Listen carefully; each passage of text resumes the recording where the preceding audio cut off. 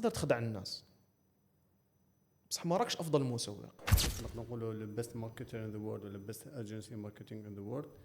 تقدر تبيع نابورت برودوي يعني لو كان برودوي هذاك عيان ولا ما يصلحش.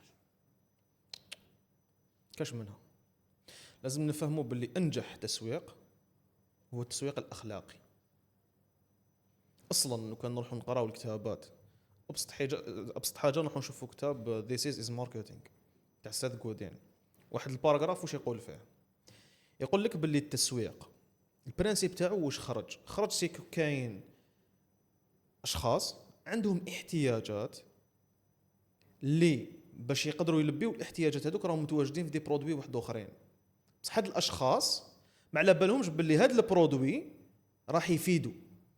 التسويق الواش ندار باش يخلي الناس هادوما يعرفوا باللي البرودوي هذا راح يفيدوا ويعرف كيفاش راح يفيدوا ومنين يشريه.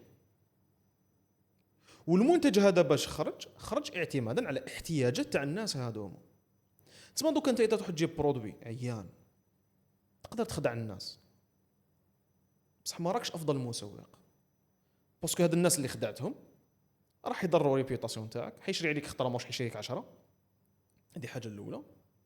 الحاجه الثانيه راك تضر في الاندستري راك تخدم فيها. علاش دوكا نشوفوا بلي الاي كوميرس ولا صعيب بزاف؟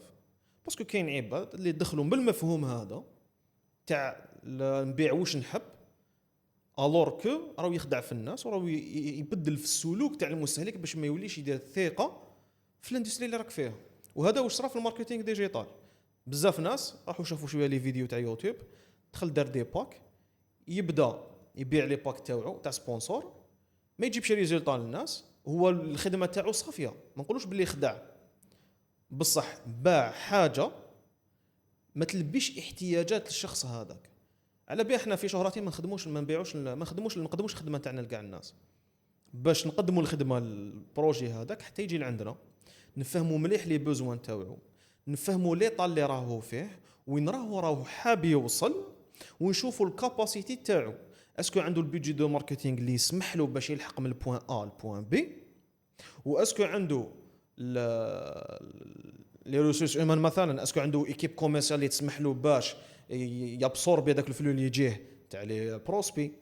هادو ما كاع كي ندرسوهم ونشوفوا بلي اوكي هذا بروجي ناجح انت ما باش نقدروا نخدموا عليه.